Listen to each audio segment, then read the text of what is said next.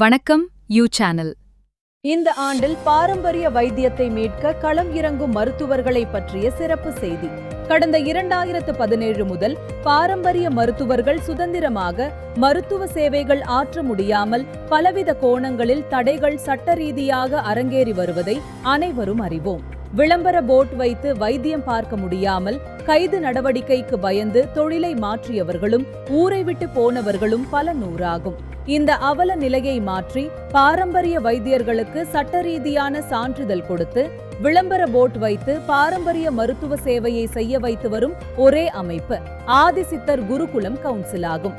இதன் தற்பொழுதைய செயல் திட்டம் மாவட்டம் தோறும் பாரம்பரிய மருத்துவ ஆதுர சாலைகளை நிறுவி பொதுமக்களுக்கான ஆரோக்கியத்தை மீட்டு தருவதே ஆகும். இதன் அடிப்படையில் சத்தியமங்கலம் பகுதி பவானி சாலையில் துவங்க இருக்கிற ஆதிசித்தர் குருகுலம் கவுன்சிலின் கிளை நிறுவனமாக சஞ்சீவினி பாரம்பரிய மருத்துவ சாலையின் பாரம்பரிய மருத்துவர்களுக்கு சிறப்பு பயிற்சிகள் 13 ஆகஸ்ட் 2026 வழங்கப்பட்டது.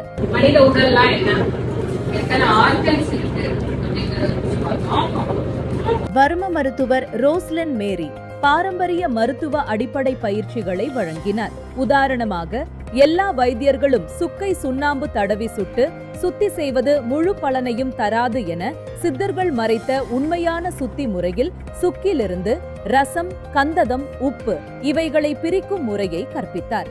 சத்தியமங்கலம் பாலசுப்பிரமணியம் வைத்தியர் அபூர்வ மூலிகைகளை பற்றிய பயிற்சி அளித்தார்.